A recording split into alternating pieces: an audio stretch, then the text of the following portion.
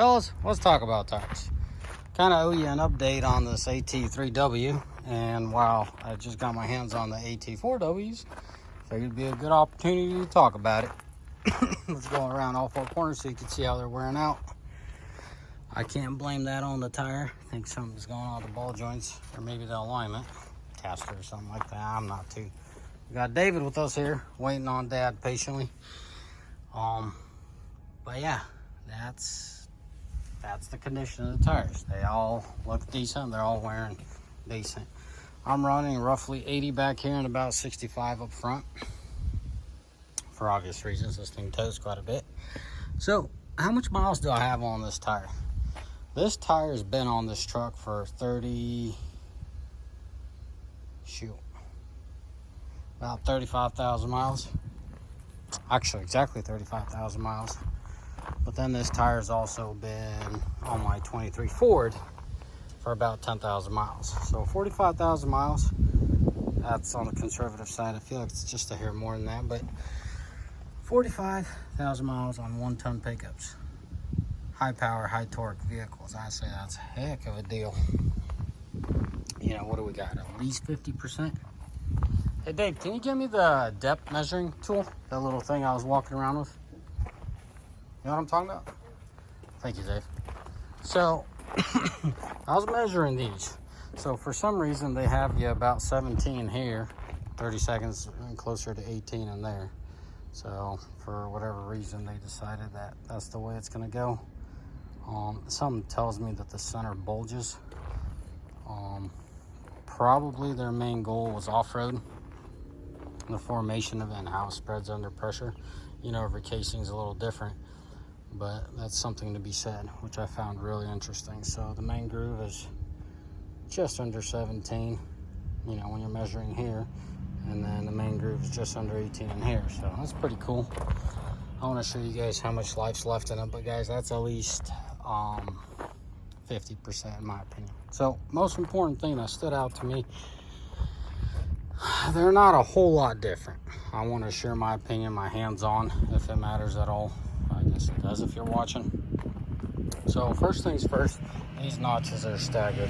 For a guy like me, I don't go in mud and all that shenanigans a whole lot, so this is not much of value to me. But if you go in mud, this is probably your mud and rock crawling. That's your number one thing that you're looking for. So that's beneficial. The design is very similar if you look at it. Hey Dave, can you help me out? Can you hold this tire? I could try to kick it in and hold it and record it. Probably not gonna do such a good job. So if you kind of look across, so you got this notch here, right? So let's just go one-to-one. Fairly similar, right? You got a zigzaggedy looking thing. What's that thing? The siping is zaggedy, right? It's kind of like a biting edge, maybe. That was their idea. This is maybe more for ice, slick. I'm not a guru, just sharing my opinion. The overall design, they're kind of following the same. So if you got this guy there, right, and then you got these here, this one's all the way through, or this one's a notch. But then on these, right, they have those teeth there, and this one's all the way through, meaning the whole, there's no notch on the actual lug there. So they fudged around with the pattern just a little bit, but the overall look is pretty much identical. If you take away the stepping, that's what I would call it. The lugs are very similar design. For some reason, I thought the lugging were significantly different. Well, noticeably different.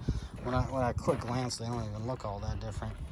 So the S shape is there, the lug's there, right? Following along. See that?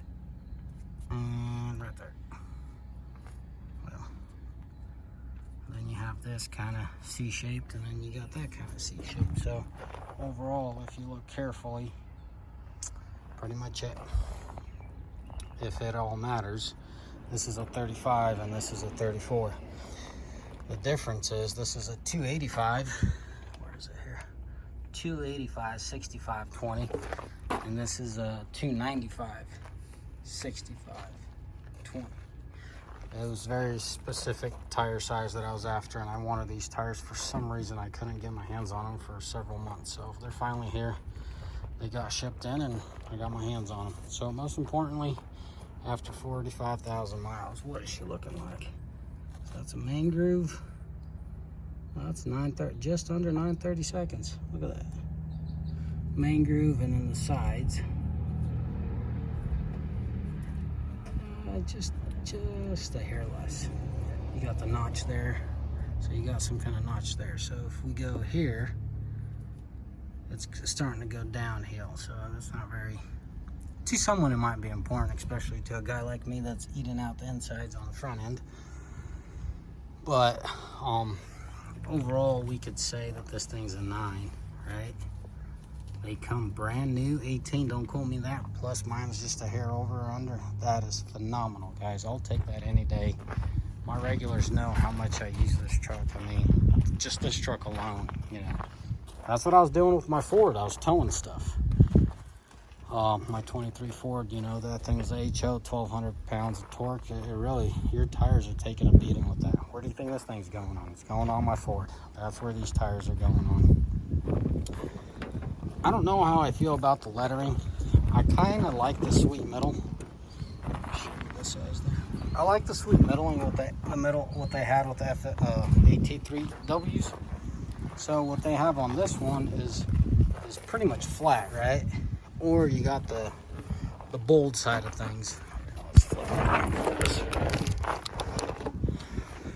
Very bold. I'm not saying it's horrendous or anything like that.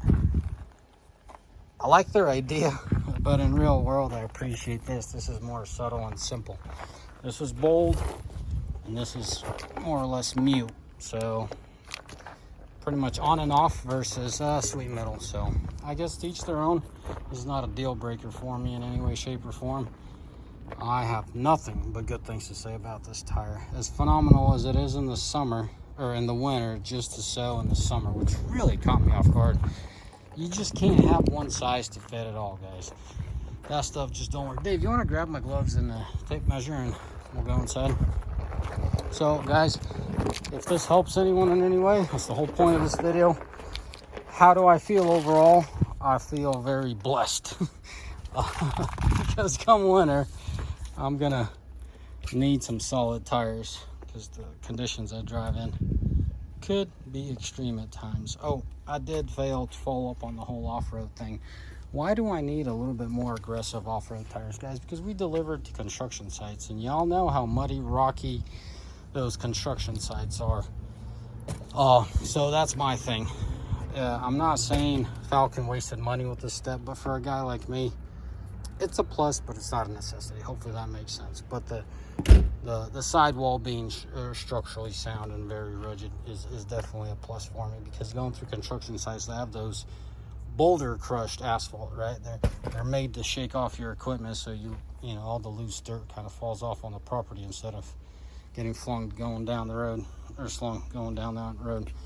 So the off-road characteristics are improved. They're not night and day difference in my opinion, but they're definitely for mud and snow, or no, mud and rocks, they definitely have a few things up their sleeves that I could see the AT4 is doing better on. So yeah, guys, their whole radiating effect on the rim is pretty cool as well. So yeah, that's all I wanted to share with you. That's it. As always, may the Lord bless you. May y'all have a mighty fine day.